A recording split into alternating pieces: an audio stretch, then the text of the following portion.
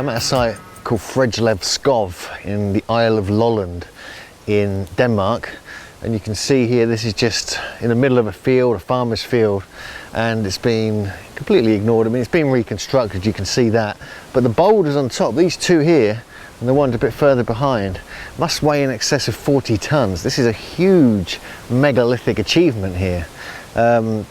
There's mounds in here, there's the woods just over the other side, which have hundreds of sites in them. Boulder circles, dolmens, and other sites, chambered tombs. It's so muddy in there, we can't actually get in there on this trip. We saw one site in there, but this one we just saw by the side of the road. It's like a quarter-of-a-mile walk from the side of the road. It's absolutely amazing. And there's another mound behind it, just over in that direction, which looks like it's been completely obliterated, excavated, or whatever you want to call it.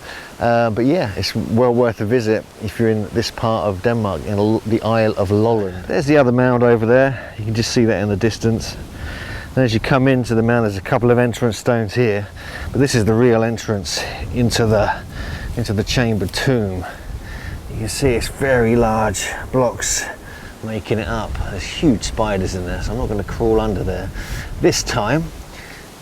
And you can see behind it the massive block in the distance, which is part of the greater construction.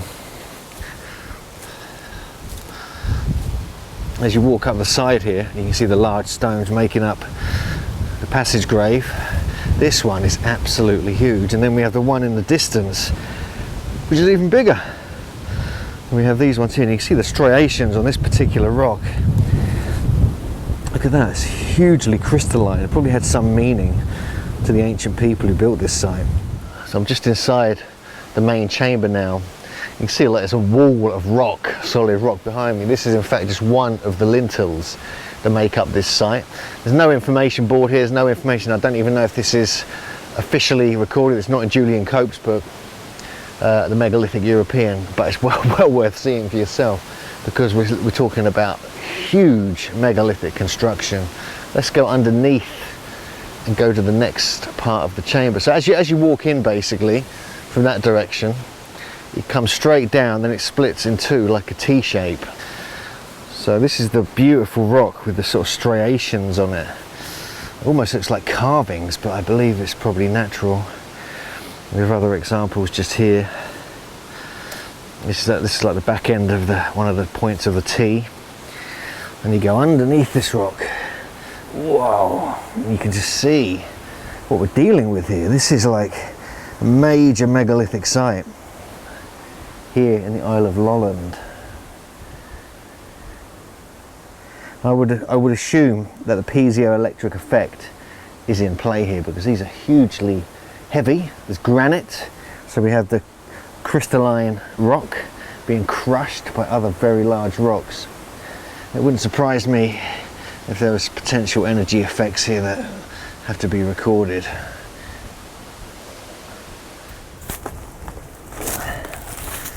So I just went under the middle rock there, and this is the one on the end. Absolutely massive. And then we have these sort of really robust kind of belly-like boulders. This one looks like it's got some striations or even carvings on it. So the fact that we're finding this similar style all over Europe now.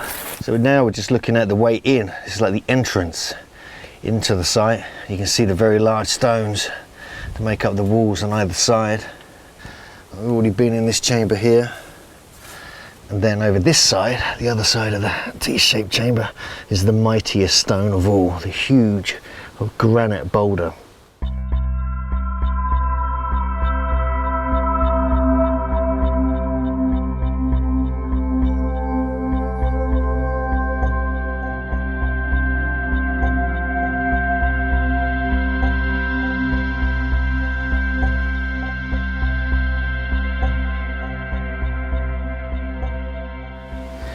Does that look like carvings on here? It's almost like some kind of shape has been carved onto the granite there.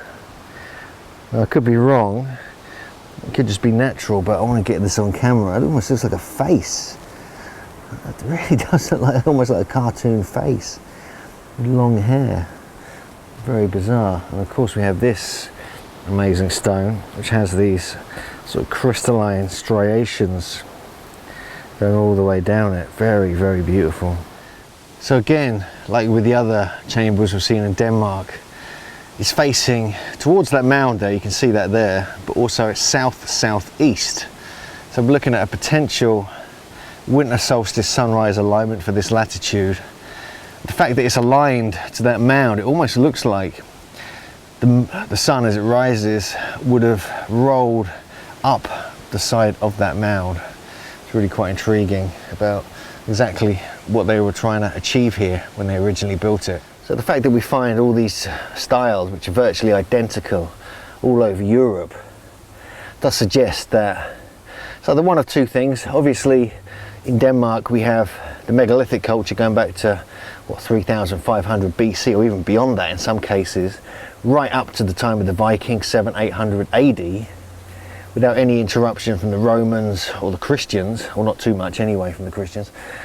Then, you know, the influence was all over Europe because we find the same styles. We can see that here with the massive blocks making up the walls and the roofs of these chambered tombs. Now, whether any burials were here, I'm not sure, but it looks like it's a chambered tomb. We need to do a little bit of research on this, see if there's a name of this. We know the area, we know the complex it's part of. And I'm going to take some drone shots just to see its position in the sacred landscape.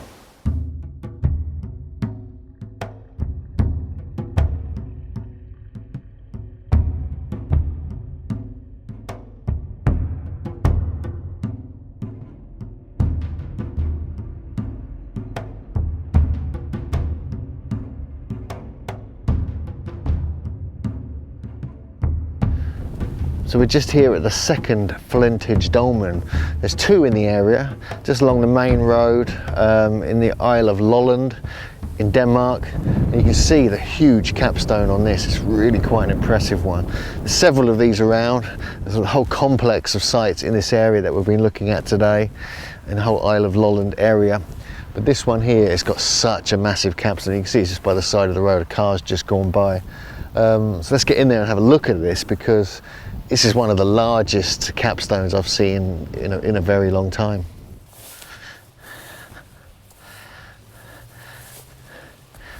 So from this angle you can kind of get a sense of scale of the size of this capstone. It's probably 15 feet long, 4 to 5 feet thick, and about 8 or 9 feet wide. So this is, you know, probably one of the largest dolmens, largest capstones we have in the whole of Denmark. So there's many stones holding up this dolmen. It's not just the usual 2 or 3 or 4. There's like, what, 7 or 8 or maybe 9 here. Again, there's a massive spider. There's always spiders in these dolmens.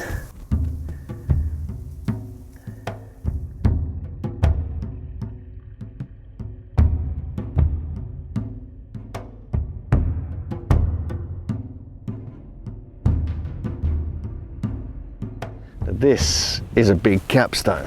Just going to catch it from this side while the sun's behind a cloud. You can just get a sense of the scale of this.